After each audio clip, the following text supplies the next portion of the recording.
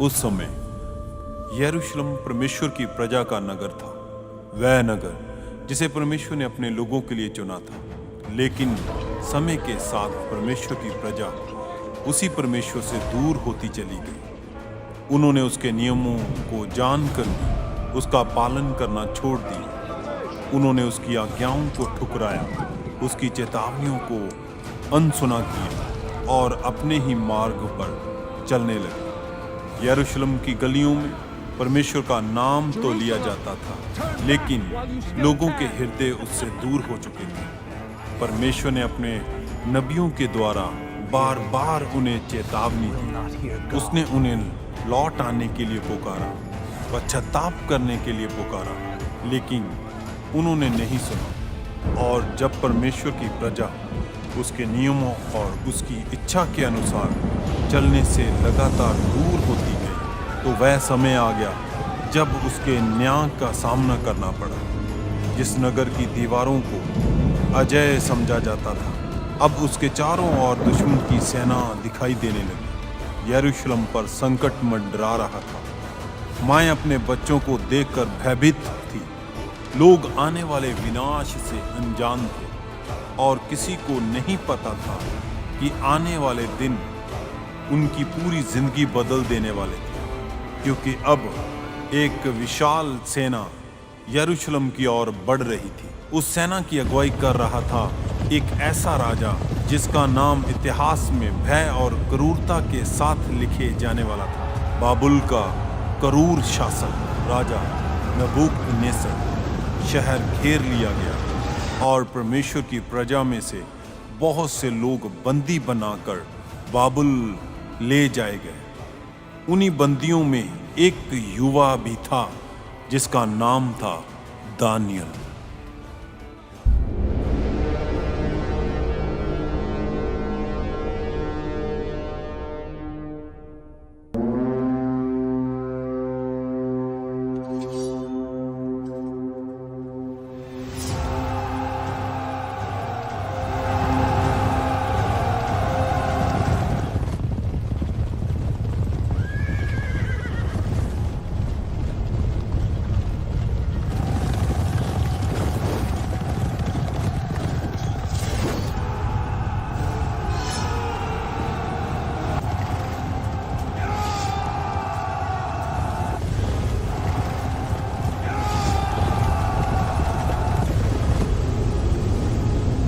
लूट लो इन सबको, लूट लो इन सबको, बंदी बना लो। इन इजराइलियों, इन यहूदियों को पता लगना चाहिए कि राजा नबूकदनेस्सर की आज्ञा ना मानने का परिणाम क्या होता है। बंदी बना लो सबको, सबको बंदी बना लो और इनकी मनभावनी वस्तुएं छीन लो सबसे। बंदी बना लो सबको, लूट लो।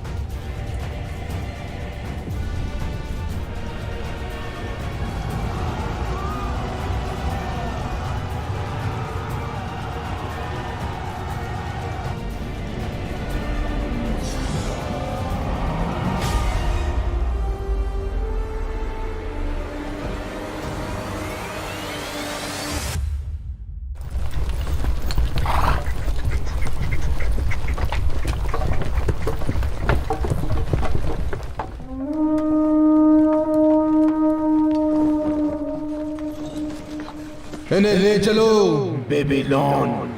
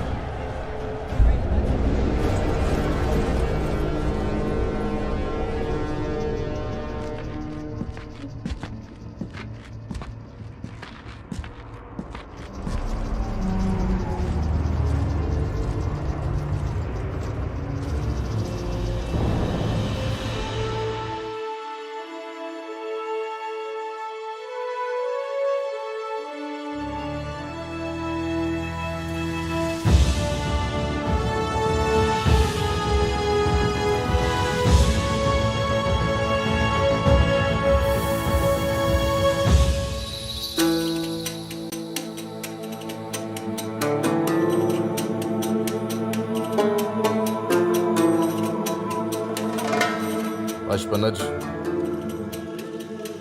तुम इजरायली राजपुत्रों और प्रतिष्ठित पुरुषों में से कुछ नौजवानों को लेकर आओ जो सुंदर, निर्दोष, निपुण और बुद्धि में प्रवीण हो, विद्वान और राजभवन में हाजिर रहने के योग्य हो।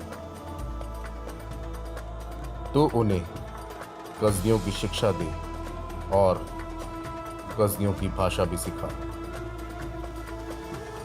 और एक बात, उन्हें प्रतिदिन राजघराने के भोजन में से और दाख मधु में से दिया करो और उनका पालन पोषण 3 वर्षों तक ऐसे ही होता रहे और फिर उन्हें मेरे सामने पेश करना। जो आ गया स्वामी।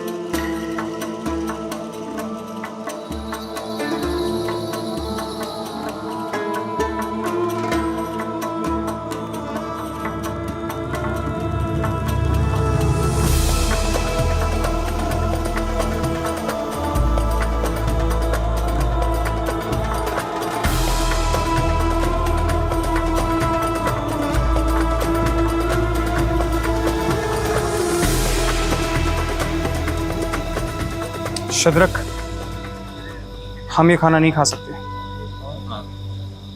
क्योंकि ये परमेश्वर के वचन के खिलाफ है। मेशक, अब्दन, परमेश्वर हमें ये सब खाने की आज्ञा नहीं देता। हाँ दानियल, ये चीज़ें तो अशुद्ध है, पर अशुद्ध चीज़ें हम नहीं खा सकते। अगर हम इन चीज़ों को खाएंगे तो हम पापी गिने जाएंगे। और तुम्हें पता है कि परमेश्वर का वचन हमें ये सब खाने की आज्ञा नहीं देता। चाहे कुछ भी हो जाए, हम ये खाना नहीं खाएंगे।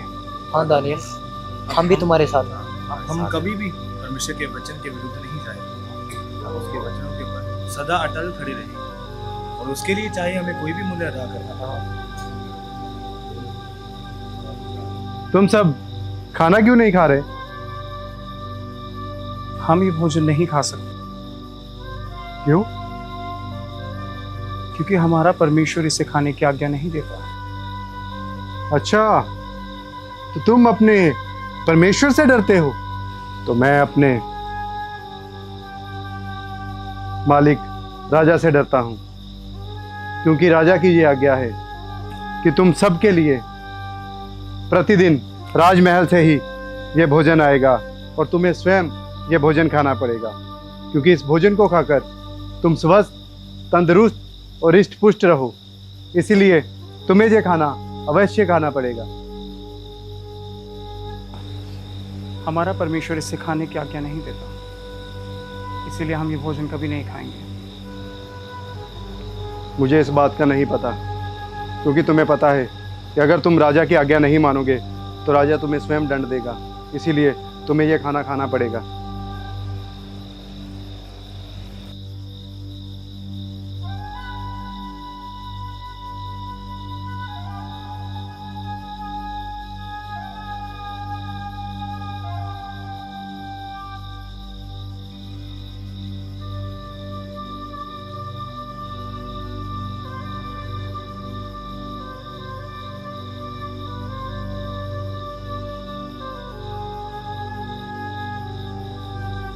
शद्रक, तुमने देखा कि अश्फनज हमें किस तरीके से दबाव डाल रहा था। वो हमें राजा का नाम लेकर डरा रहा था कि हमें वो भोजन खाना पड़ेगा। वो अशुद्ध चीजें हम कैसे वो खा सकते हैं? ऐसा कभी नहीं होगा। कुछ भी हो जाए, चाहे हमें कितने भी दिन भूखे क्यों ना रहना पड़े, वो अशुद्ध चीजें हम कभी नहीं खाएंगे। तुम क्यों नहीं समझ रहे? अब हमें सारी उम्र यहाँ निकालनी है, तो हमें उन्हीं की तरह तौर तरीके सीखने होंगे। लेकिन इसका मतलब ये नहीं कि हम परमेश्वर की आज्ञा को ठुकरा दें, परमेश्वर के कहे हुए वचनों को ना माने। जो परमेश्वर हमें कहता है हम वही करेंगे। वचन में साफ साफ लिखा है, तू खून मत खाना। तुम कैसी बातें कर रहे हो बेशक? ऐसा कुछ नहीं होगा। परमेश्वर पर भरोसा रखो। हम प्रार्थना करते हैं, परमेश्वर जरूर हमारी प्रार्थना को सुनेगा। वो हमें जरूर इसका हल देगा। प्रार्थना? हमें लगता है कि प्रार्थना से कुछ होगा। परमेश्वर तो इजराइल में रहते हैं, वो तो हम यहाँ बेबीलोन में रहते हैं। परमेश्वर हर जगह हर घड़ी हमारे साथ रहता है। वह हमारी प्रार्थनाओं को सुनता है, चाहे हम बेबीलोन में हों, चाहे हम इजराइल में हों। वह हमेशा हर जगह हमारे साथ है। और यही समय है कि हम उसके सामने प्रार्थना करें और वही हमें इस परेशानी में से निकालेगा। अब हमें प्रार्थना करनी चाहिए। परमेश्वर ही हमारा हल निकालेगा, क्योंकि परमेश्वर हर जगह मौजूद है। भोजन तैयार है और तुम लोग यहाँ हो और सब लोग जा चुके हैं। तुम लोग क्यों नहीं जाते? हम आपको पहले ही बता चुके हैं कि हम वो भोजन नहीं खाएंगे, चाहे कुछ भी हो जाए। आप कृपा करके हमें 10 दिन का समय दीजिए और 10 दिन के बाद अपने दासों को परखिए, हमें जांचिए। हमें खाने के लिए सिर्फ साग पात, पीने के लिए पानी, बस यही चाहिए हमें। हाँ, आप 10 दिन का समय दीजिए। और ठीक 10 दिन के बाद आप हमारे चेहरे और हमारे संगियों के चेहरे, जो राजा का भोजन खाते हैं, दोनों चेहरों की तुलना करें। फिर आपको जैसा ठीक लगे वैसा आप हमारे साथ करें। सिर्फ साग पात? ऐसे तो तुम लोग मर जाओगे। ऐसा कुछ भी नहीं होगा, क्योंकि हमारा जीवित परमेश्वर हमारे साथ है। वो कभी भी हमारे साथ ऐसा बुरा नहीं होने देगा।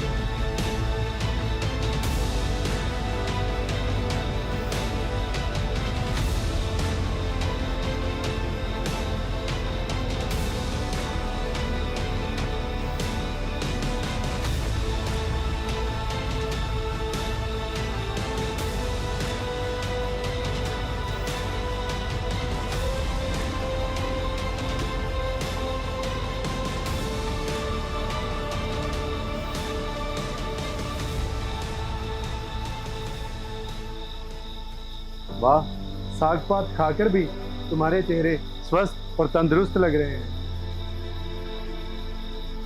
पर मुझे ये बात तुम्हारी बहुत अच्छी लगी।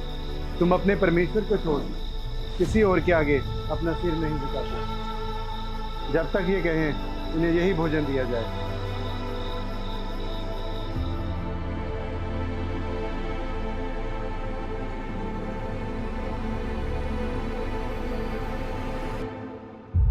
धन्य हैं आप, धन्य महाराज आप। सारा साम्राज्य, सारे मंत्री आपकी जय जयकार कर रहे हैं स्वामी।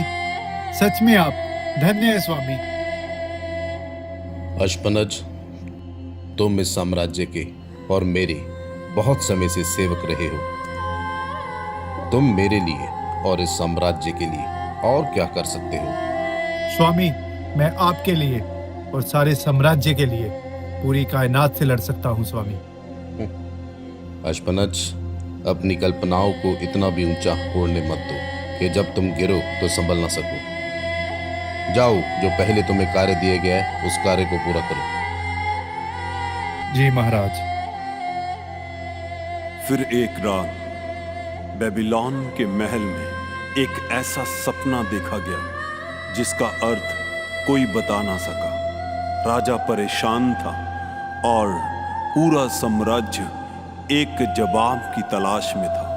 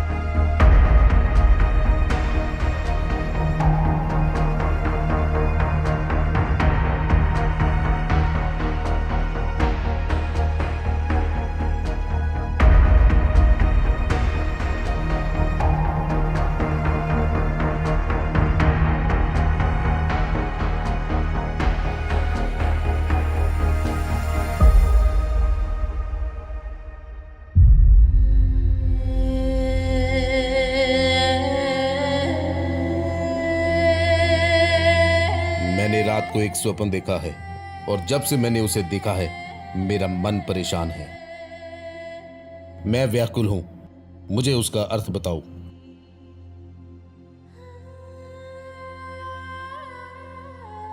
महाराज सदैव जीवित रहे। महाराज, कृपया आप अपना स्वप्न अपने सेवकों को बता दीजिए, हम उसका अर्थ आपको बता देंगे।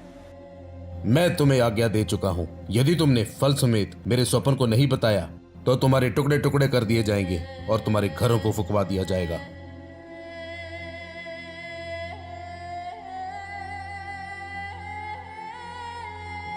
पर यदि तुम फल समेत स्वप्न को बताओगे तो तुम्हें राजा की ओर से प्रतिष्ठा बढ़ाई जाएगी, तुम्हें दान दिए जाएंगे। बस मैं ये आज्ञा दे चुका हूं।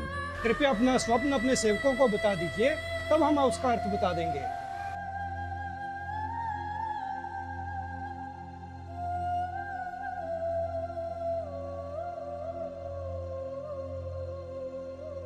निश्चय तुम ये जानकर कि राजा के मुंह से आज्ञा निकल चुकी है, तुम समय को बढ़ाना चाहते हो और तुमने आपस में गोष्ठी करी होगी कि राजा के सामने समय बदलने तक बेबुनियाद की झूठी बातें और गपशप की बातें बोली जाएं। पर मैं तुम्हें आज्ञा दे चुका हूं और तुम्हारे लिए यही आज्ञा है कि तुम मुझे पहले स्वप्न बताओ, और यदि तुम मुझे पहले स्वप्न बता देते हो तो मैं समझ सकता हूं कि तुम मुझे उसका फल भी बता सकते हो।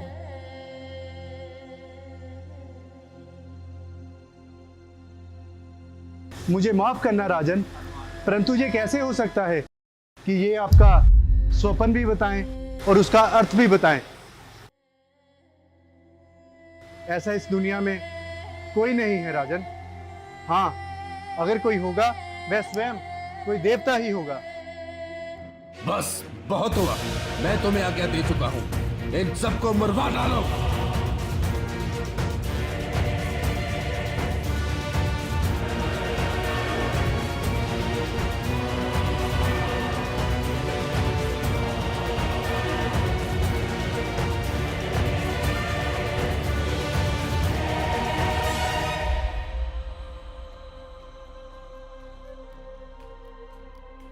डैनियल,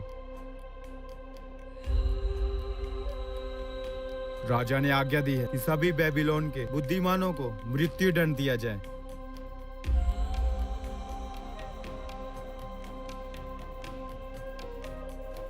लेकिन ऐसा क्यों? राजा ने ऐसी कठोर आज्ञा क्यों दी है? क्योंकि राजा ने एक ऐसा स्वप्न देखा है जिसने उसको व्याकुल कर दिया है, और उसने आज्ञा दी है कि पहले उसका स्वप्न बताए, फिर उसका अर्थ समझाए। बेबीलोन में कोई भी ऐसा व्यक्ति, कोई तांत्रिक, कोई ज्योतिषी नहीं जो राजा को उसके स्वप्न बता सके। और राजा ने क्रोधित होकर ये आज्ञा दी है कि सभी बेबीलोन के बुद्धिमानों को मृत्यु दंड दिया जाए। उसमें तुम्हारा नाम भी शामिल है। तुम मुझे राजा के पास ले चलो, मुझे उसके स्वप्न के बारे में उससे कुछ बात करनी है। चलो मेरे साथ।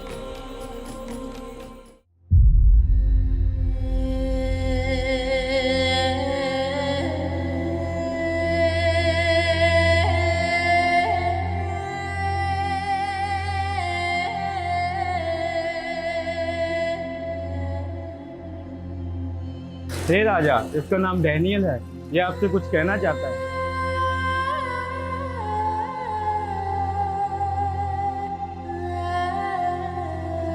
दानियल, क्या तुम में इतनी शक्ति है कि तुम मेरे स्वप्न को फल समेत बता सको? नहीं राजा, मेरे अंदर ऐसी शक्ति नहीं है कि मैं आपका स्वप्न बता सकूं। लेकिन स्वर्ग का जीवित परमेश्वर आपके स्वप्न को और उसका अर्थ दोनों ही बता सकता है। हाँ राजा, मेरी आपसे विनती है कि आप मुझे सिर्फ एक दिन का समय दीजिए, फिर उसके बाद मैं आपका स्वप्न और उसका अर्थ दोनों ही आपको बता दूंगा। दानियल, मैं तुम्हें एक दिन का समय और देता हूं, पर स्मरण रहे, यदि तुम असफल रहे तो तुम्हारी दशा भी बाकी भविष्यवक्ताओं जैसी होगी। जी राजा, मुझे मंजूर है।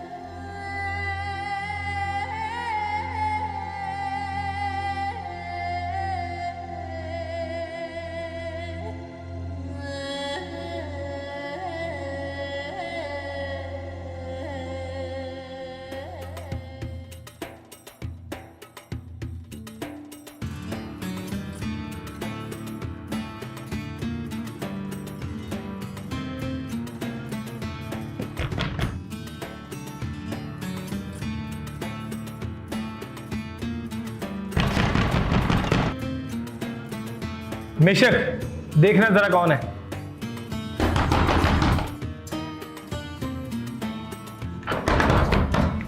इतना समय लगता है दरवाजा खोलने में?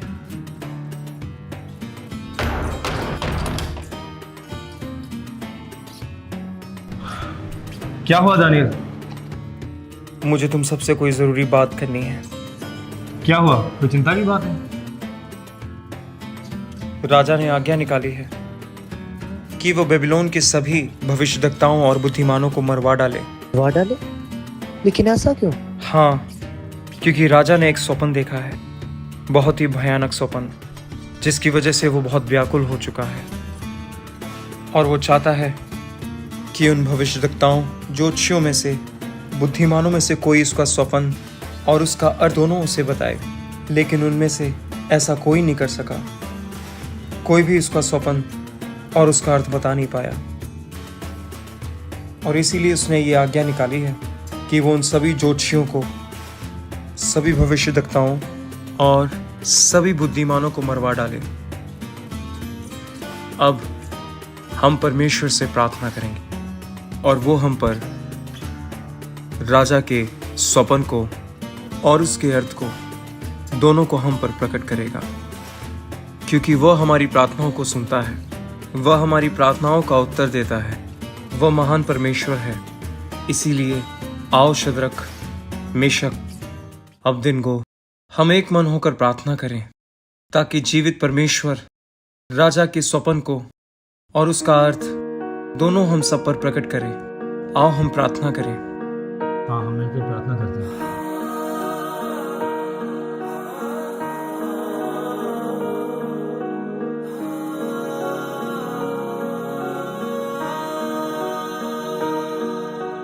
हे प्रभु, तू महान है, तू पवित्र खुदा है, तेरी दया अनंत है, तेरा प्रेम अटल है। हम तेरे सामने झुक कर अपना दिल खोलते हैं, तुझको अपना प्रभु मान कर तुझ पे ईमान लाते हैं। राजा के स्वप्न को और उसके अर्थ को प्रकट कीजिए मेरे परमेश्वर, ताकि वे सब लोग जान लें कि आप ही जीवित परमेश्वर हैं, आपके सिवा कोई और नहीं। हम आपसे विनती करते हैं मेरे परमेश्वर, एक मन होकर हम आपसे प्रार्थना करते हैं। परमेश्वर हमारी प्रार्थनाओं को सुन।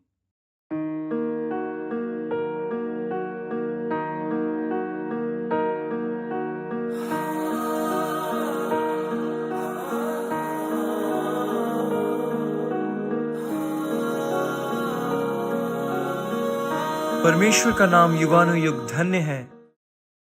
समयों और ऋतुओं को वही पलटता है, राजाओं का अस्त और उदय भी वही करता है। बुद्धिमानों को बुद्धि और समझदारों को समझ भी वही देता है। वही गूढ़ और गुप्त बातों को प्रकट करता है। वह जानता है कि अंधियारे में क्या है और उसके संग सदा प्रकाश बना रहता है। हे मेरे परमेश्वर, मैं तेरा धन्यवाद और तेरी स्तुति करता हूं, क्योंकि तूने मुझे बुद्धि और शक्ति दी है, और जिस भेद का खुलना हम लोगों ने तुझसे मांगा था, उसे तूने मुझ पर प्रकट किया। तूने हमको राजा की बात बताई है। हम सब आपका धन्यवाद करते हैं।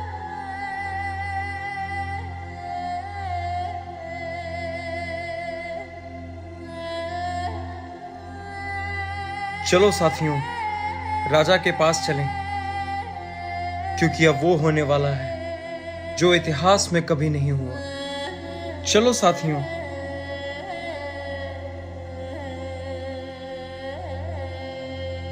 ले चलो हमें राजा के पास, और वहां जाकर मैं उसका स्वप्न और उसका अर्थ दोनों से बताऊंगा। चलो मेरे साथ।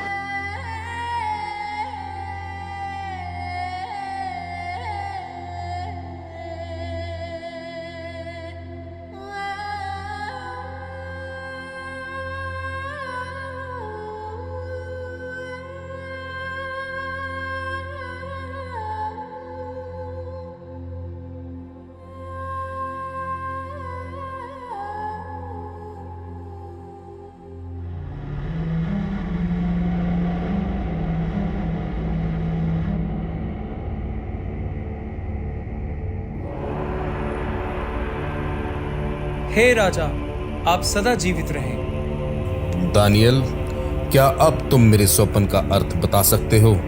हे राजा, इस पृथ्वी पर ऐसा कोई भी नहीं है जो आपका स्वप्न और उसका अर्थ बता सके, लेकिन सिवाय उस जीवित परमेश्वर के वही है जो सारे भेदों को खोलता है। हे राजा, जब आप पलंग पर लेटकर ये विचार कर रहे थे कि आने वाले समय में क्या होगा, तो उस भेदों को प्रकट करने वाले परमेश्वर ने ही आपको ये स्वप्न दिखाया है। इस स्वप्न के जरिए आपकी जिंदगी में आगे क्या होने वाला है, परमेश्वर ने आपके ऊपर प्रकट किया है। इस स्वप्न का अर्थ मेरे ऊपर इसीलिए प्रकट नहीं हुआ कि मैं सभी मनुष्यों में से अधिक बुद्धिमान हूं, लेकिन इसीलिए ताकि वो परमेश्वर, भेदों को खोलने वाला परमेश्वर, उस स्वप्न का अर्थ राजा के ऊपर खोल सके, ताकि राजा अपने विचारों को समझ सके। तो जब आप ये स्वप्न देख रहे थे, आपने क्या देखा कि एक बड़ी विशाल मूर्ति, लंबी चौड़ी, और उसकी चमक सोने की सी थी। उस मूर्ति का सिर तो चोखे सोने के समान था, उसकी छाती और भुजाएं चांदी की थी, उसका पेट और जांघें पीतल की थी, उसकी टांगें लोहे की थी और उसके पांव कुछ तो लोहे के थे और कुछ मिट्टी के। फिर देखते देखते आपने क्या देखा कि एक बड़ा पत्थर जो बिना किसी के लुढ़काए एक पहाड़ से उखड़कर सीधा उस मूर्ति के पैरों में जा पड़ा, और उसके बाद उस बड़े पत्थर ने उस मूर्ति के पैरों को चूर चूर कर डाला। और तब लोहा, चांदी, सोना, पीतल, मिट्टी, सब कुछ उस पत्थर के द्वारा चूर चूर हो गया, और वो सब धूप काल में खलियान के भूसे के समान ऐसे उड़ाए गए कि जिसका बाद में कुछ पता ही नहीं चला। और वो बड़ा पत्थर जो उस मूर्ति पे गिरा था, वो एक बड़ा पहाड़ बन गया और सारी पृथ्वी पर फैल गया। यही वो स्वप्न था राजा जो आपने देखा था। अब मैं आपको इस स्वप्न का अर्थ बताता हूँ। वो जो सोने का सिर था, वो कोई और नहीं बल्कि आप ही हैं। आपके बाद एक और राज्य उदय होगा जो आपसे छोटा होगा, फिर एक और, फिर उसके बाद एक और तीसरा जो पीतल का सा होगा, जिसमें सारी पृथ्वी आ जाएगी। चौथा राज्य लोहे के समान मजबूत होगा, क्योंकि लोहे से तो सब वस्तुएं चूर चूर हो जाती हैं और पिस जाती हैं, और जिस तरह लोहे से सब कुछ पिसकर चूर चूर हो जाता है, उसी तरह उस राज्य से भी सब कुछ चूर चूर हो जाएगा। तूने जो मूर्ति के पांव और उसकी उंगलियों को देखा, वो कुछ मिट्टी के और कुछ लोहे के थे। जैसे उस पांव की उंगलियां कुछ तो लोहे और कुछ मिट्टी की थीं, लेकिन जिस तरह लोहे और मिट्टी का कोई मेल नहीं, वैसे ही उस राज्य के सभी लोग कभी भी एक मन ना होंगे। उन राजाओं के दिनों में जीवित परमेश्वर एक ऐसा राज्य उदय करेगा जो अनंत काल तक कभी भी नहीं टूटेगा, ना ही वह किसी दूसरी जाति के हाथ में जाएगा, बल्कि वह सब राज्यों को चूर चूर कर देगा और उनका अंत कर देगा, और वो सदा स्थिर रहेगा। जैसा कि आपने देखा कि एक पत्थर बिना किसी के खोदे पहाड़ में से निकलकर उस मूर्ति के पैरों में जा पड़ा, और उसने मिट्टी, सोने, चांदी, लोहे, पीतल सबको चूर चूर कर दिया। इसी तरह महान परमेश्वर ने राजा को बताया है कि आने वाले समय में क्या होगा। और हे राजा, ना ही इस स्वप्न के और ना ही इसके अर्थ में कोई भी शक है।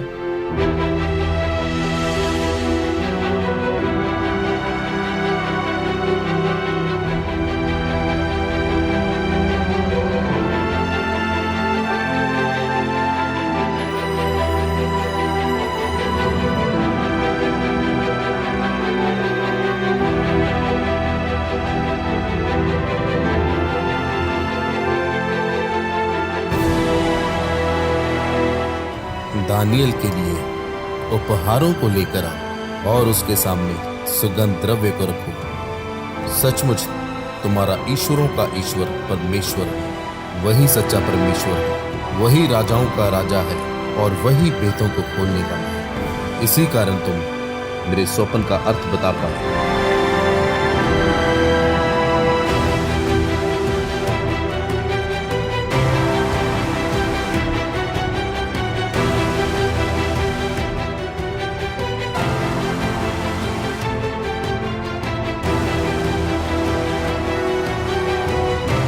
दानियल, तुम आज से बेबीलोन के प्रांत के हाकिम हो और बेबीलोन के सब पंडितों पर प्रभुता करोगे। धन्यवाद राजा। मेरी आपसे एक विनती है। बोलो दानियल। काम और भी बहुत अच्छा होगा अगर मेरे दोस्तों को बेबीलोन के प्रांत के सभी कार्यों पर नियुक्त किया जाए। जैसे तुम्हारी इच्छा दानियल। एक बंदी बनकर बेबीलोन आया दानियल अब उसी साम्राज्य में एक ऊंचे पद पर खड़ा था, लेकिन उसकी तरक्की ने उसके दिल को नहीं बदला। उसकी नजर अब भी परमेश्वर पर थी। बेबीलोन की ताकत अब एक मूर्ति के सामने झुकने का हुक्म दे रही थी। हर तरफ लोग झुक गए, लेकिन परमेश्वर के 3 जवान अब भी सीधे खड़े थे।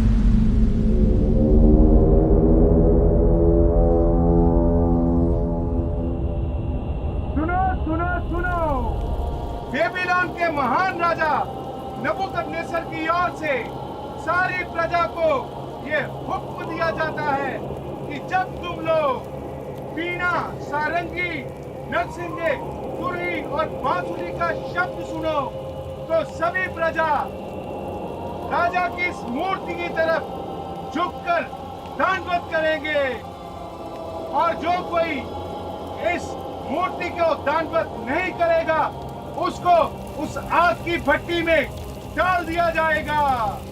यही राजा का आदेश है।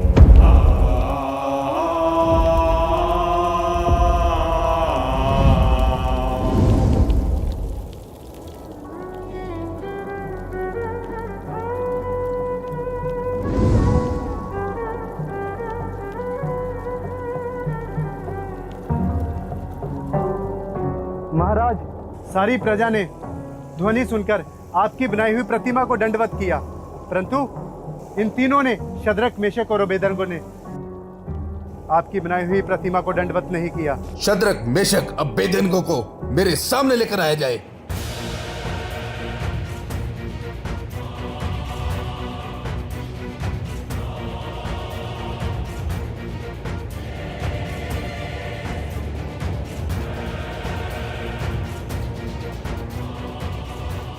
हे शद्रक, मेशक, अबेदनगो, तुम मेरी आज्ञा का उल्लंघन क्यों करते हो?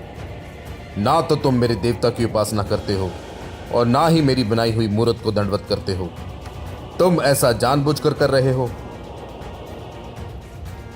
क्या तुम्हें नहीं पता कि राजा की आज्ञा का उल्लंघन करने का परिणाम क्या होता है?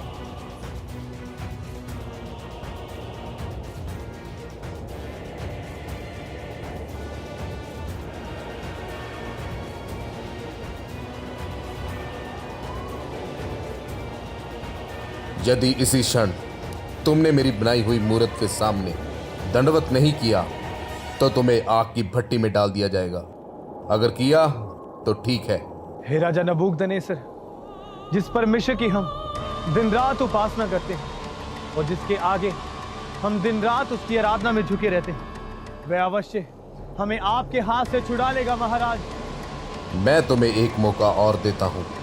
यदि इसी क्षण तुम मेरी बनाई हुई मूर्त के सामने दंडवत करोगे तो ठीक है, नहीं तो तुम्हें आग की भट्टी में डाल दिया जाएगा। और तुम जानते हो कि राजा नबूकदनेस्सर के हाथ से कौन देवता छुड़ा सकता है।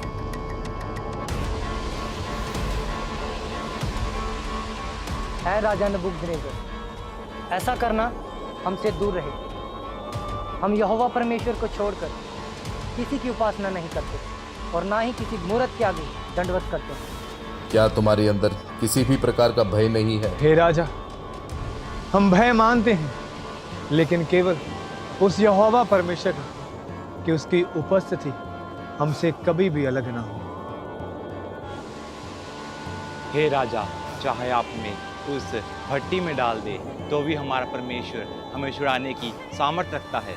और राजा, अगर वो हमें ना भी बचाए तो भी हमारा परमेश्वर ठहरे। और इसलिए हे राजा, हम परमेश्वर यहोवा को छोड़ किसी और की उपासना नहीं करेंगे और ना ही किसी बनाई हुई मूर्ति के आगे दंडवत करेंगे, क्योंकि वह हमें आपके हाथ से जरूर छुड़ाएगा।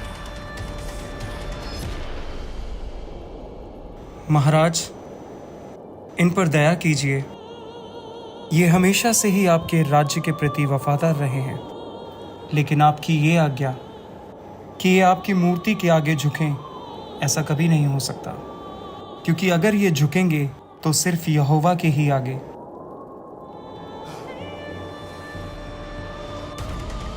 आग की भट्टी को 7 गुना और बढ़ा दिया जाए ताकि इनका एक बाल भी न बचे।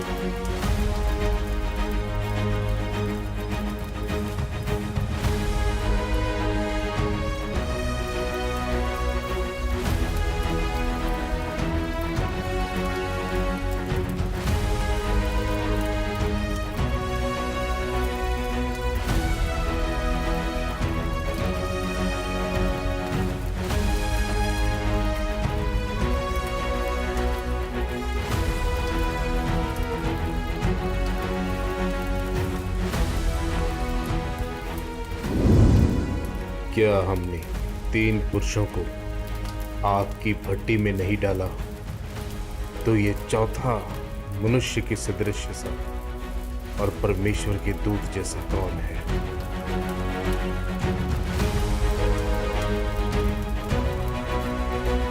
हे शद्रक, मेशक, अबेदनगो, परम प्रधान परमेश्वर के दासों, आओ बाहर निकल आओ।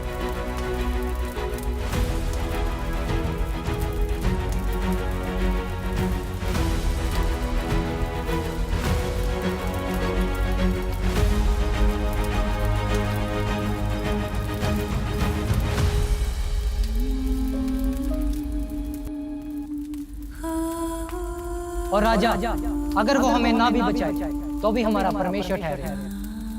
और इसलिए हे राजा, हम परमेश्वर यहोवा को छोड़ किसी और की उपासना नहीं करेंगे और ना ही किसी बनाई हुई मूर्ति के आगे दंडवत करेंगे, क्योंकि वह हमें आपके हाथ से जरूर छुड़ाएगा। कि राजा नबूकदनेस्सर के हाथ से कौन देवता छुड़ा सकता है?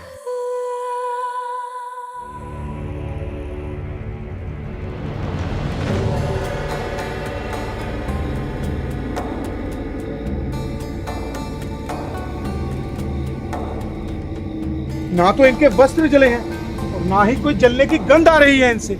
ये कैसे संभव हो सकता है? राजा नबूकदनेस्सर, देखिए वह हमारा यहोवा परमेश्वर, वह हमें बचाने की सामर्थ रखता है और आज उसने साबित कर दिया कि वह अपने विश्वास करने वालों को कभी भी अकेला नहीं छोड़ता। धन्य है शद्रक मेशक अबेदनगो का परमेश्वर, जिसने अपना दूत भेजकर अपने दासों को बचाया। सचमुच ऐसा कोई परमेश्वर नहीं है, क्योंकि इन्होंने परमेश्वर तुझी पर भरोसा रखा और यह सोचकर अपने शरीर का अर्पण भी कर दिया, क्योंकि तेरे अलावा कोई और नहीं है और ना ही इसी रीति से कोई और बचा सकता है। आज से जाति जाति और देश देश के लोगों सुन लो, और भिन्न भिन्न भाषा बोलने वाले लोगों सुन लो। आज से शद्रक मेशक अबेदनगो के परमेश्वर की ही उपासना की जाएगी और उसी के आगे दंडवत किया जाएगा, और जो दंडवत ना करे उसके टुकड़े टुकड़े किए जाएं और उसका घर घूरा कर दिया जाए, क्योंकि इस रीति से और कोई देवता छुड़ा नहीं सकता। शद्रक, मेशक, अबेदनगो, परमेश्वर ने तुम्हें जलती आग से निकाल लिया।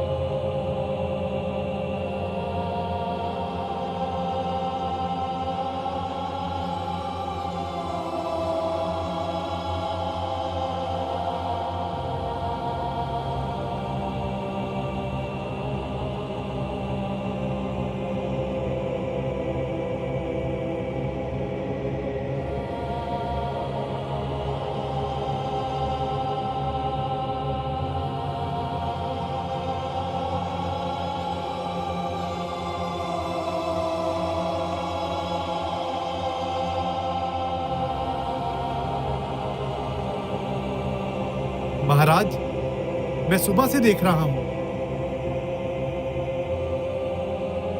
आपका मन बहुत व्याकुल है महाराज। अश्पनज, तुम इस व्याकुलता को नहीं समझ सकते और ना तुम्हारे पास इसका हल है। इसका हल केवल एक व्यक्ति के पास है। जाओ, दानियल को मेरे पास लेकर आओ। जो आज्ञा स्वामी।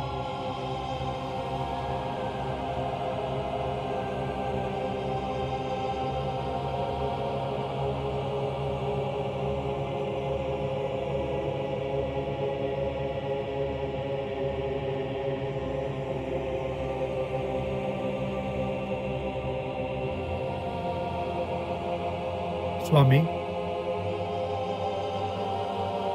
जैसे आपने मुझे आज्ञा दी थी, मैं डैनियल को आपके समक्ष ले आया हूं स्वामी।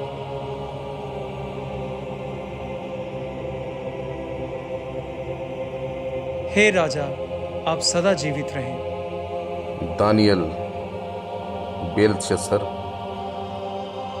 कोई भी इस साम्राज्य में तुम्हारे योग्य नहीं, चाहे कोई वो जोशी हो या कोई पंडित हो, क्योंकि कोई भी इस योग्य नहीं है जो मेरे स्वप्न का अर्थ बता सके, क्योंकि पवित्र ईश्वरों की आत्मा केवल तुझ में वास करती है।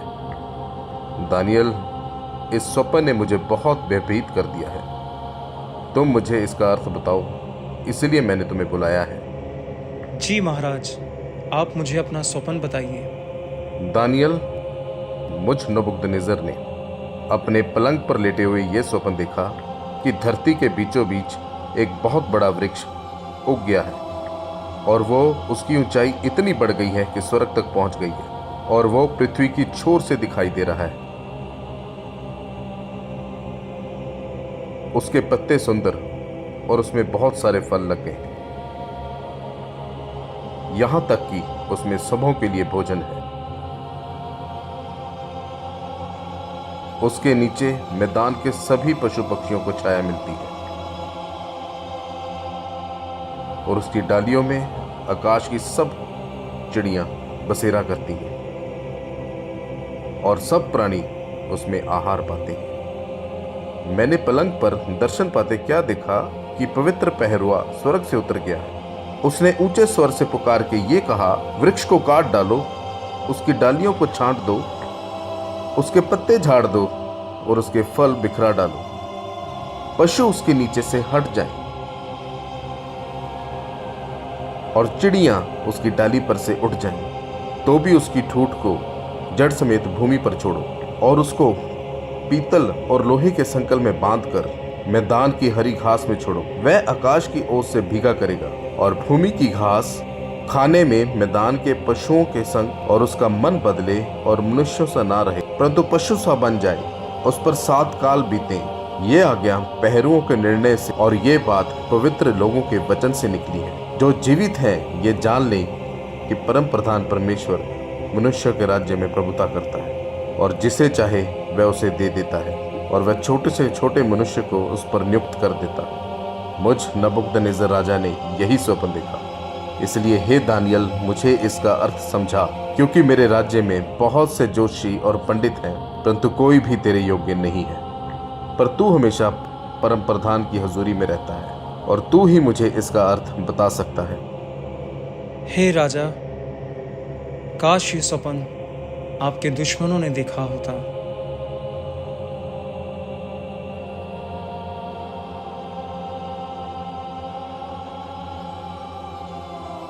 डरो मत डैनियल, तो मुझे स्वप्न का अर्थ बताओ। जी महाराज। हे महाराज, जो स्वप्न आपने देखा है वह विशाल वृक्ष आप ही हैं। आप बहुत महान हुए हैं, लेकिन परमेश्वर आपको चेतावनी भी देते हैं। यदि आप अपने पापों से पश्चाताप नहीं करेंगे तो आप सभी मनुष्यों में से निकाल दिए जाएंगे। आप पशुओं के समान रहेंगे, घास खाएंगे, आप आकाश की ओस में भीगेंगे और ये सब तब तक होगा जब तक आप जान ना लें कि सर्वोच्च परमेश्वर ही सब मनुष्यों पे प्रभुता करता है। इसीलिए हे राजा, अपने पापों से मन फिराइए, दीनों पर दया कीजिए। शायद परमेश्वर आपकी समृद्धि बनाए रखे।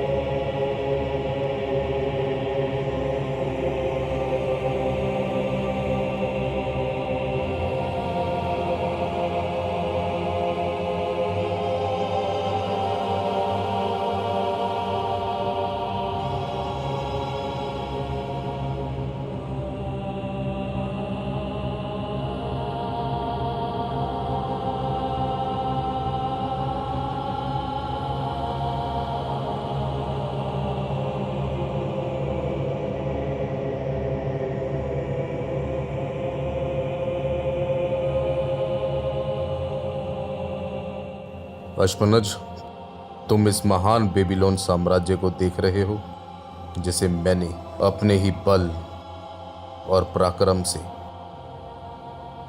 बनाया है, अपना राज निवास होने के लिए और अपना बड़ा प्रताप दिखाने के लिए। जी महाराज, ये आपके पराक्रम और बुद्धि से ही बना हुआ है महाराज। तुझे मनुष्य में से निकाल दिया जाएगा और तू मैदान के पशुओं के संग रहेगा। तुझे बैलों के समान घास खिलाई जाएगी और 7 काल तुझ पर बीतेंगे, जब तक तू ये ना जान ले कि परम प्रधान मनुष्य के राज्य में प्रभुता करता है और जिसे चाहता है उसे दे देता है।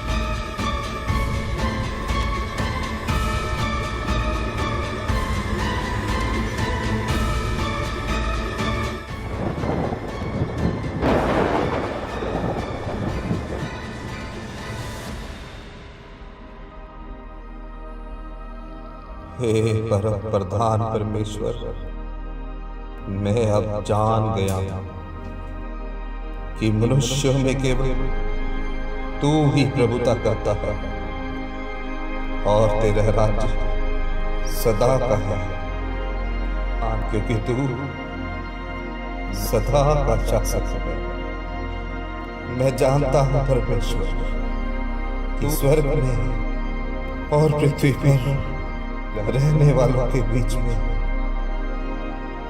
केवल तेरा ही राज्य चलता है, और जैसा तू चाहता है जिसके साथ वैसा ही करता है, और तुझे ऐसा करने से कौन रोक सकता है, क्योंकि तू सदा का राजा है, सदा का शासक है, और राज्य सदा से तेरा ही है। हे परमेश्वर,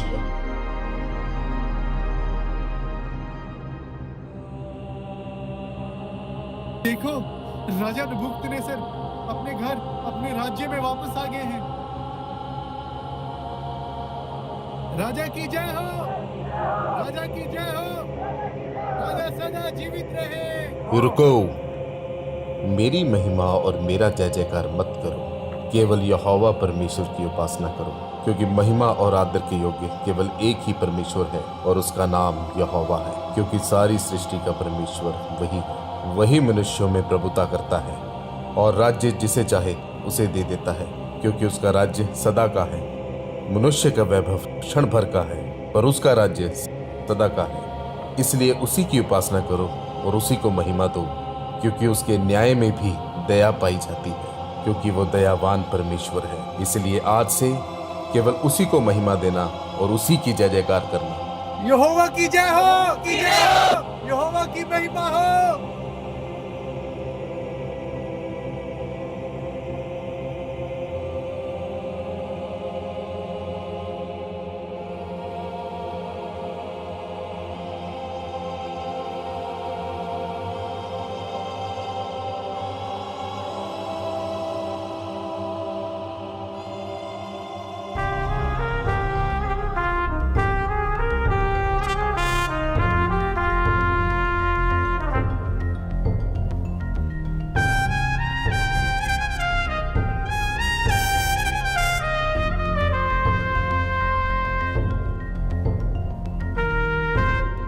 समय बदलता रहा, राजा बदलते रहे, लेकिन दानियल की प्रार्थना नहीं बदली। हर दिन, हर परिस्थिति में उसका दिल अपने परमेश्वर की ओर उठता रहा। हे हमारे परमेश्वर, अपने दास की प्रार्थना और गिड़गिड़ाहट को सुन। अपने उजड़े हुए पवित्र स्थान पर अपने मुख का प्रकाश चमका। हे प्रभु, अपने नाम के निमित्त यही कर। हे परमेश्वर, कान लगाकर हमारी सुन और अपनी आंखें खोलकर हमारी उजड़ी हुई दशा को और उस नगर को भी देख जो तेरा कहलाता है, क्योंकि हम जो तेरे सामने गिड़गिड़ा कर प्रार्थना करते हैं वह अपने धर्म के कामों पर नहीं, वरन तेरी बड़ी दया के कामों पर भरोसा रखकर करते हैं। हे मेरे परमेश्वर, ध्यान लगाकर सुन।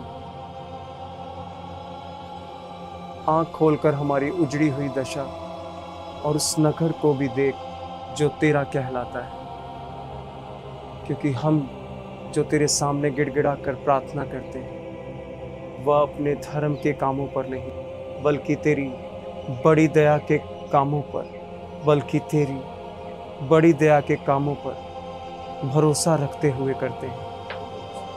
हे प्रभु, सुन ले। हे प्रभु, आप क्षमा करें। हे प्रभु, ध्यान देकर जो करना है उसे कर, विलंब ना कर। हे परमेश्वर, तेरा नगर और तेरी प्रजा तेरी ही कहलाती है, इसलिए अपने नाम के निमित्त ऐसा ही कर।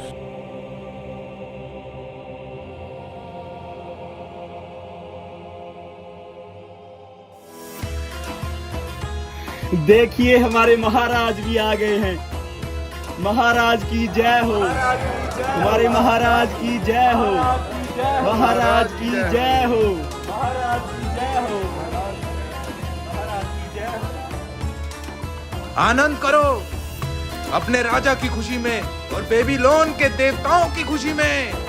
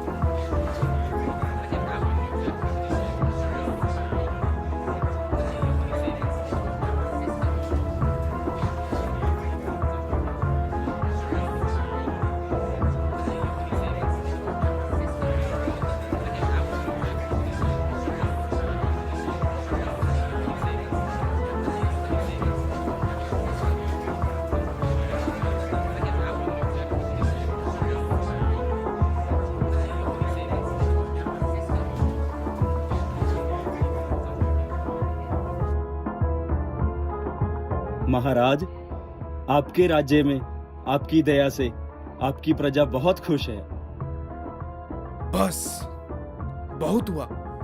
हमारे किले की दीवारें अभी भी उनकी दीवारों से 3 गुना ऊंची हैं और अभी भी हमारे पास इतना अनाज पड़ा है कि 10 सालों तक अपनी प्रजा का पेट भर सकें।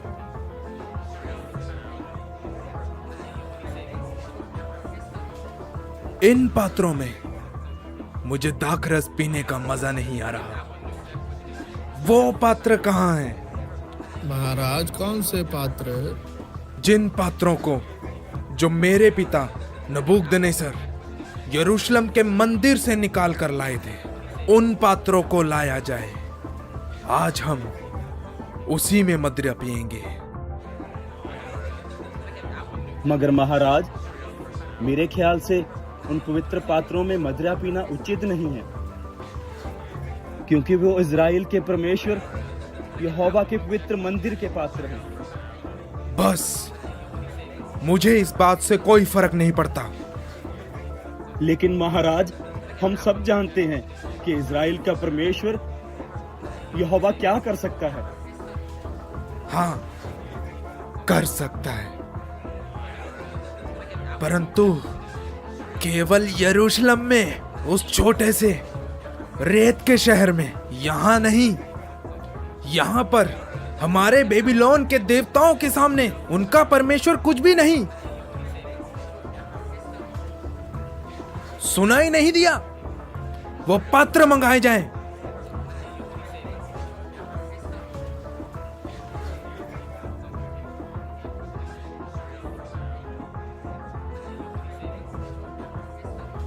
एक बार फिर सोच लीजिए महाराज, ये इज़राइल के परमेश्वर यहोवा के पवित्र पात्र हैं। तुम मुझे सिखाओगे? लाओ इधर पात्र।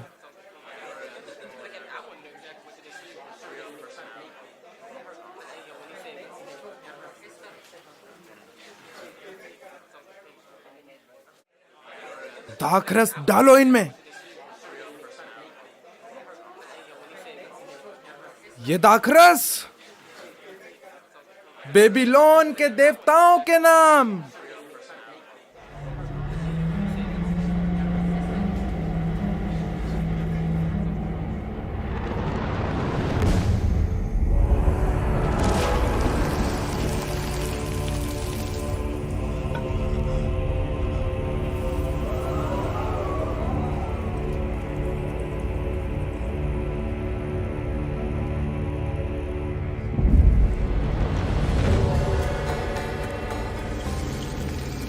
वो क्या है?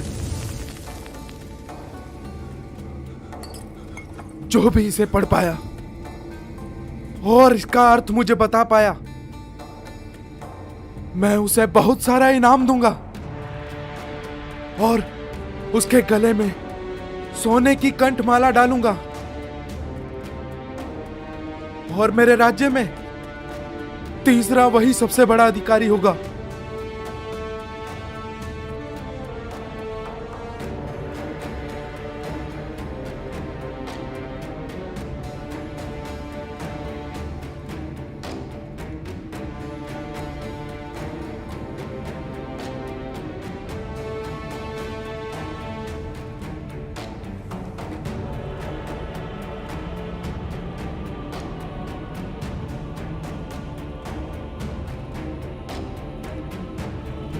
देखो, इस दीवार पर जो लिखा है, यहाँ पर कोई भी ऐसा नहीं है जो इसका मतलब मुझे बता पाए। हे राजा, तू युग युग जीवित रहे, अपने मन में उदास ना हो और ना घबरा, क्योंकि तेरे राज्य में दानियल नामक एक व्यक्ति रहता है जिसका नाम तेरे पिता ने बेल्तशस्सर रखा था। उसमें पवित्र ईश्वरों की आत्मा रहती है। उस राजा के दिनों में उसमें प्रकाश, प्रवीणता और पवित्र ईश्वरों की बुद्धि पाई गई। हे राजा, तेरा पिता जो राजा था, उसने उसको सब कसदियों, तंत्रियों और ज्योतिषियों के ऊपर प्रधान ठहराया था, क्योंकि राजा उसमें स्वप्नों का फल बताने की, संदेह दूर करने की और पहेलियों का फल बताने की शक्ति पाई गई। तो अब हे राजा, दानियल को बुलाया जाए, क्योंकि वही इस लिखे हुए का अर्थ बता पाएगा। ठीक है, दानियल को बुलाया जाए।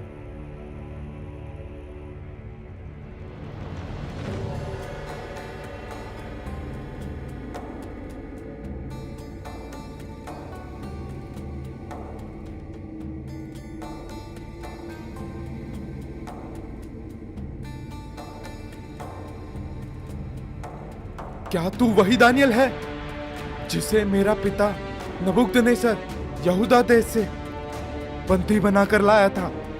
हाँ, मैं वही हूँ। मैंने तेरे विषय में सुना है कि तुझमें पवित्र ईश्वर की आत्मा वास करती है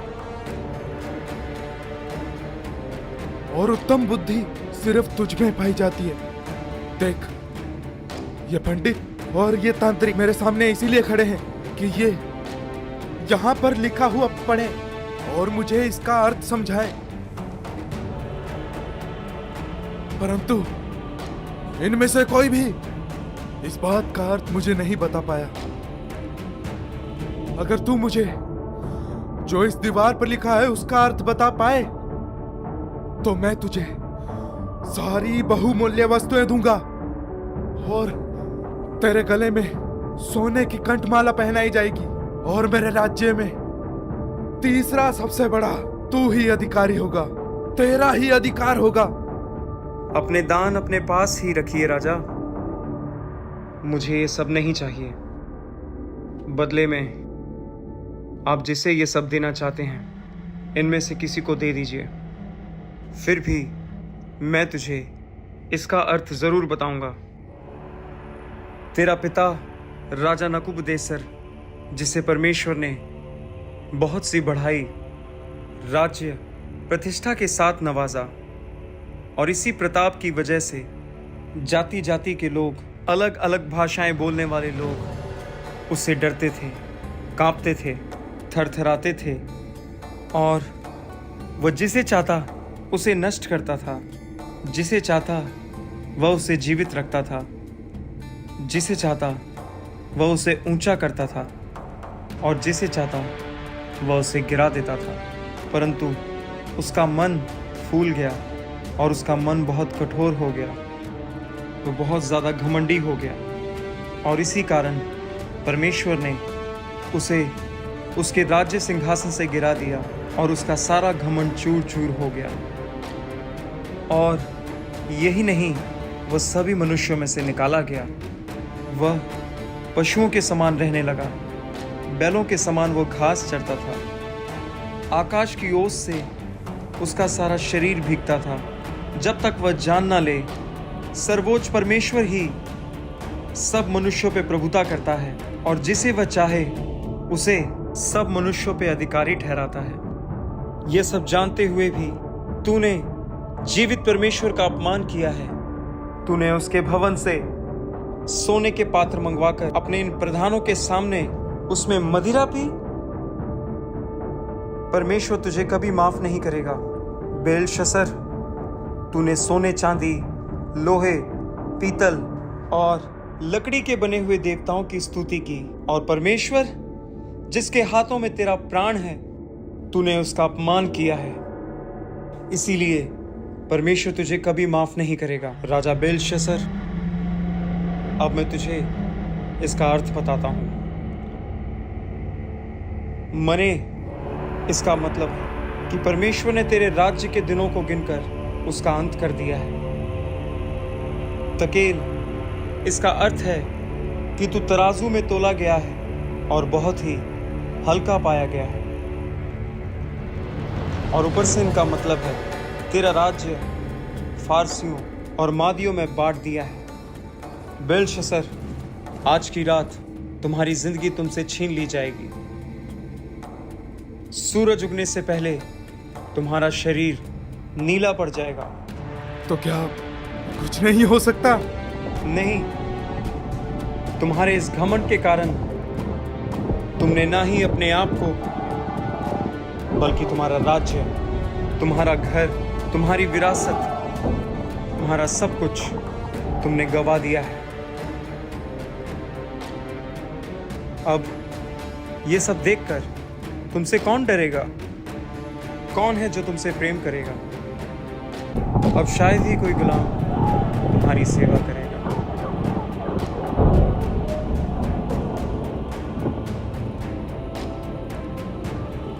ठीक है, जैसा मैंने कहा वैसा ही करो। दानियल को बैंजनी वस्त्र पहनाए जाएं और इसके गले में सोने की कंठमाला डाली जाए और मेरे राज्य में तीसरा सबसे बड़ा अधिकार दानियल का ही होगा, क्योंकि अभी मैं मरा नहीं हूं।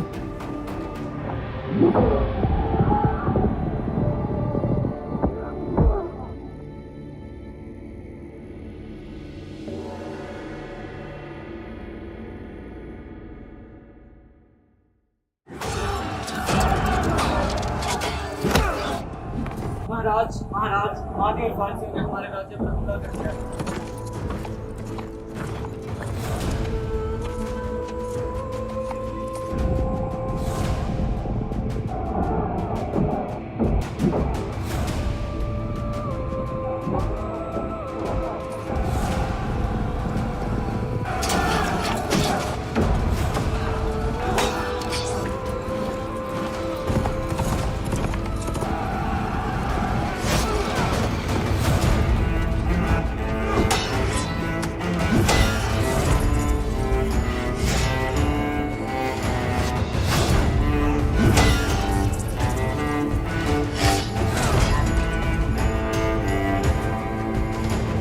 बेबीलोन का दौर ढल गया।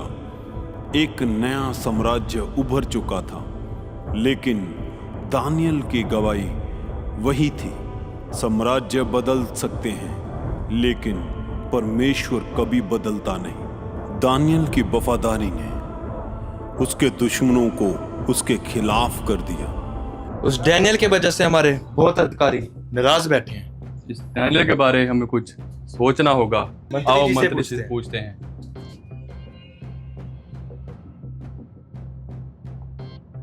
उस दानियल के बारे में परेशान होने की तुम्हें कोई जरूरत नहीं। सबसे पहले उसके सभी पुराने कामों की जांच करो और उसमें कमी ढूंढो। कोई ना कोई गलती तो उसने की होगी। तुम बस उसकी गलती ढूंढो और मुझे आकर बताओ। बाकी राजा से बात मैं करूंगा।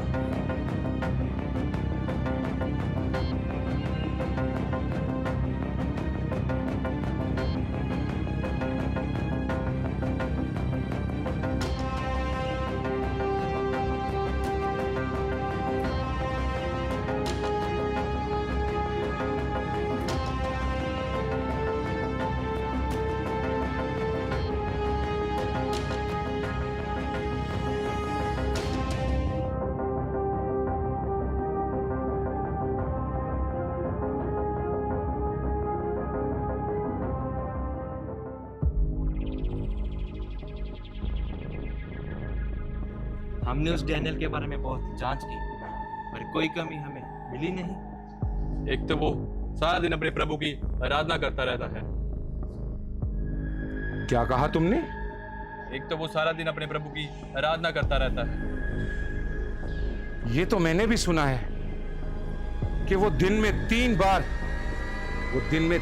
बार अपने परमेश्वर के समक्ष प्रार्थना के लिए जाता है। क्यों ना उसके परमेश्वर को ही उसकी कमजोरी बना दिया जाए। वो कैसे? मैं बताता हूं वो कैसे। हम राजा के पास जाएंगे, राजा के पास जाकर कहेंगे कि 30 दिन तक राजा को छोड़, यदि कोई किसी भी मनुष्य या देवता के समक्ष प्रार्थना करे तो उसको शेर के मान में डाल दिया जाए।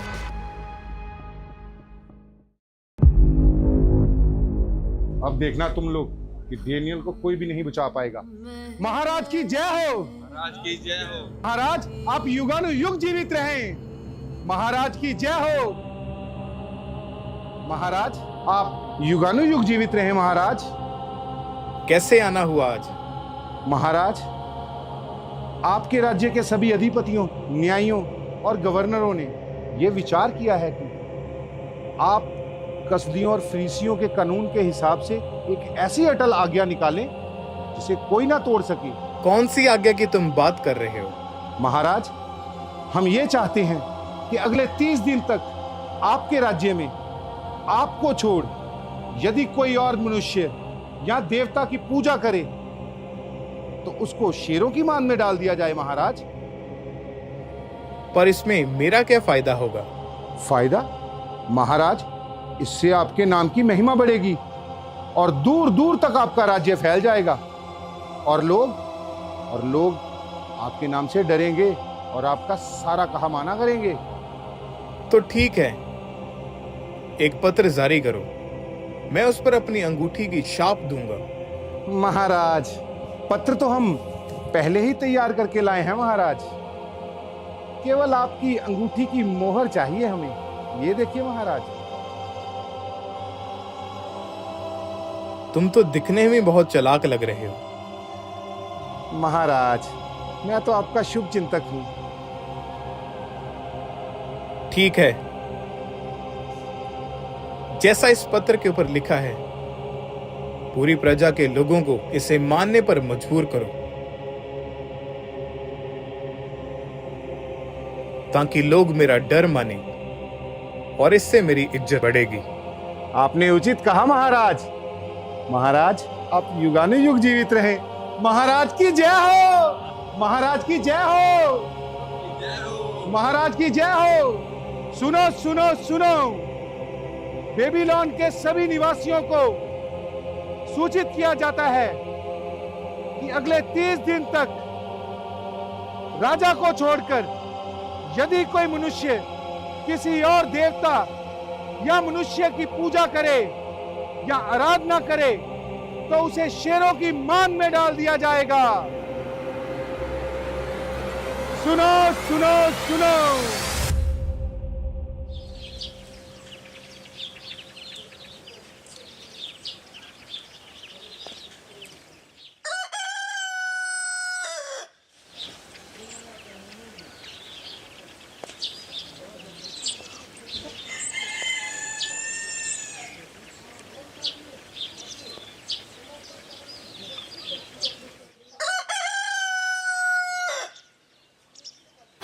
हे परमेश्वर, कान लगाकर हमारी सुन और अपनी आंखें खोलकर हमारी उजड़ी हुई दशा को और उस नगर को भी देख जो तेरा कहलाता है।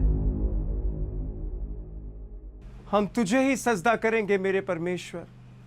तू ही हमारा ऊंचा गढ़ है, हमारा विश्वास, हमारा भरोसा सिर्फ आपके ऊपर है मेरे परमेश्वर। देखो तू ही हमारा दानियल जीवित फिर परमेश्वर है। अपने परमेश्वर से प्रार्थना कर रहा है जिसे कोई नहीं बचा सकता। तुझे छोड़ सैनिकों हम किसी और ले के चलो आगे इसे कभी राजा भी के पास। दंडवत ना करेंगे मेरे परमेश्वर।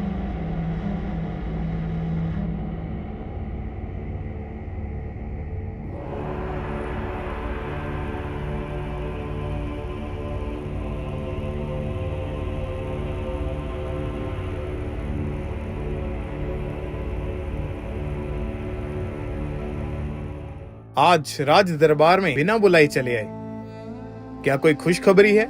महाराज, आप युगानुयुग जीवित रहें, ये खुशखबरी लाए हैं महाराज।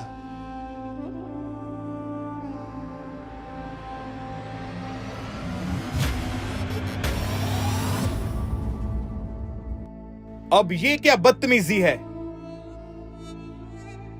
ये बदतमीजी नहीं महाराज, हमने तो केवल आपकी आज्ञा का पालन किया है। ऐसी मैंने कौन सी आज्ञा दी तुम्हें? महाराज, आप ही ने तो आज्ञा दी थी कि अगले 30 दिनों तक आपके राज्य में यदि कोई भी आदमी आपको छोड़ किसी मनुष्य या देवता के सामने प्रार्थना करेगा तो उसको शेरों की मान में डाल दिया जाएगा। हाँ, तो इसमें दानियल का क्या कसूर है? महाराज, ये यहूदी बंदी जो आपका चहेता है, हमने इसको इसके घर में अपने परमेश्वर के समक्ष प्रार्थना करते हुए पाया है, इसीलिए हम इसको आपके सामने लाए हैं। क्यों भाइयों? दानियल, तुम मेरे दोस्त हो और मेरी सारी प्रजा जानती है कि मैं तुमसे प्रेम करता हूं। फिर ये गुस्ताखी क्यों? पर दानियल के साथ ये अन्याय नहीं होना चाहिए। ये तो आपकी इच्छा है महाराज, पर कृपया ये सोच लें कि यदि आपने आज इसको दंड ना दिया तो पूरे राज्य में कोई भी आपकी बात नहीं मानेगा, बगावत भी हो सकती है। क्यों भाइयों? तुम तो चुप ही रहो। तुम्हें न्याय करने की इतनी उत्सुकता क्यों हो रही है? उत्सुक नहीं हूं महाराज, मैं तो केवल आपकी भलाई ही चाहता हूं। मुझे तो इस सब के पीछे तुम्हारी कोई चाल लगती है। महाराज, भला इसमें मेरी क्या चाल हो सकती है? मैं तो ये केवल फरीसियों और कसदियों के कानून की पालना के लिए कर रहा हूं।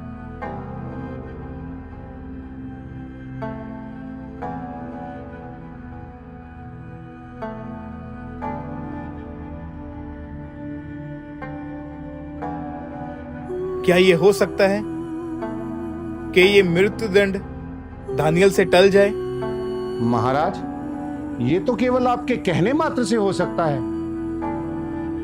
कृपया ये भी सोचें कि यदि आपने ऐसा किया तो फरीसियों और कसदियों के कानून का क्या होगा, और लोग आपको कमजोर समझेंगे महाराज। तुम चुप रहो, तुम्हें मैं बाद में देखता हूं। दानियल,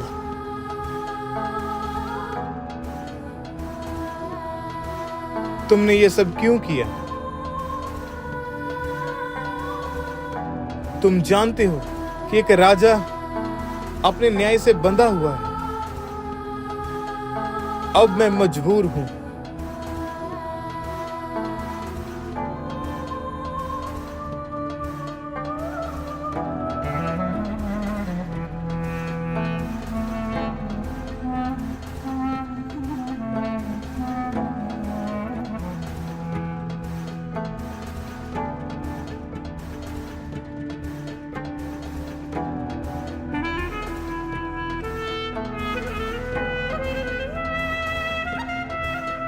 दानियल मेरे दोस्त, क्या तू कुछ कहना चाहता है इस विषय में? हे राजा, मैं आपकी बहुत इज्जत करता हूँ, आपकी हर एक आज्ञा को मैं मानता हूँ, लेकिन ये जो आज्ञा आपने दी है मैं इसे नहीं मान सकता, क्योंकि मेरे लिए मेरे सर्वोच्च परमेश्वर की आज्ञा ही सबसे बड़ी है। इसीलिए मैं आपका यह हुक्म नहीं मान सकता। ठीक है, जैसा मैंने कानून बनाया है वैसा ही करो। दानियल, अब तुम्हारा परमेश्वर ही तुम्हें बचा सकता है।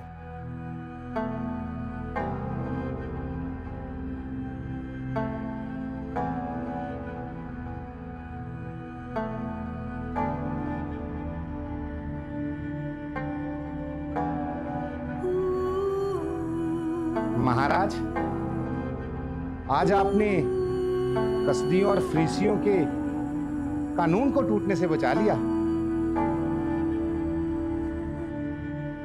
पर मेरा मन बहुत उदास है। दूर हो जाओ मेरी नजरों से। जो आज्ञा महाराज।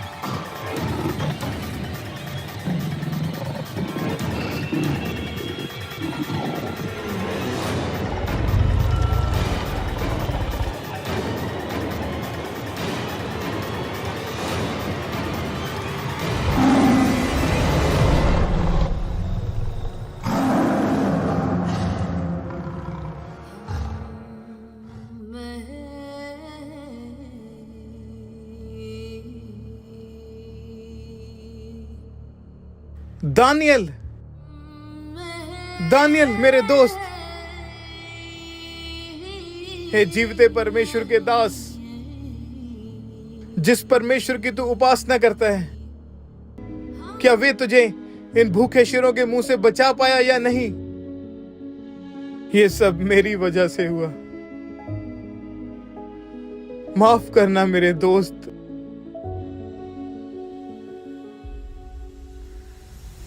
हे राजा, आप सदा जीवित रहे।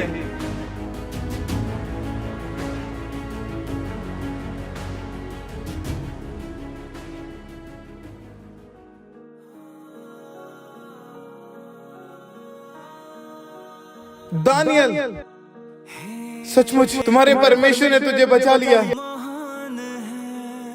सचमुच तुम्हारा परमेश्वर जीवित है, और मैंने आज तक ऐसा मनुष्य नहीं देखा जिसने सच्चे मन से परमेश्वर को चाहा, और उस परमेश्वर ने भी उसे बचा लिया।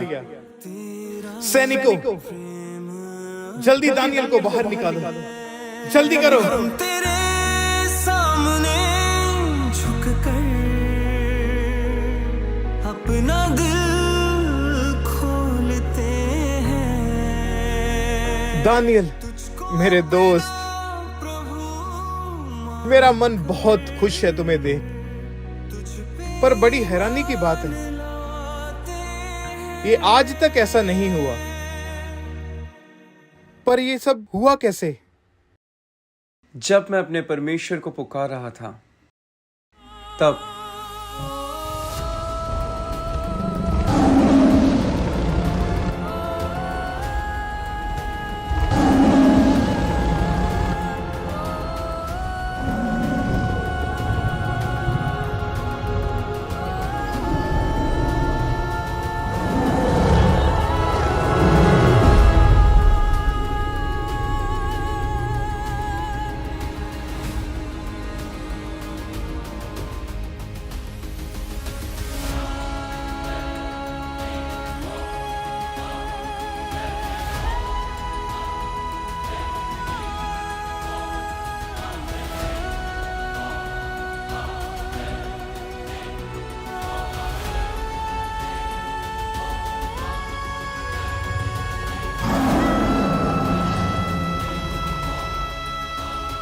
तुम ही थे ना जिन्होंने दानियल के विरुद्ध चुगली खाई थी?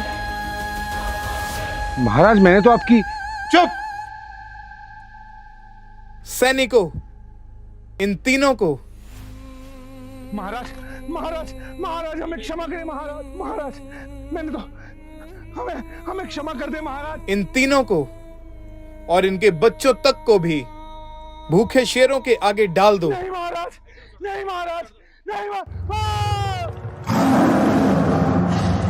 राज्य बदलते रहे, राजा बदलते रहे, साम्राज्य उठते रहे और फिर मिटते रहे, लेकिन दानियल का परमेश्वर नहीं बदला। वह बाबुल में एक बंदी बनकर आया था, लेकिन अपनी विश्वास योग्यता के कारण वही दानियल राजाओं का सलाहकार बना।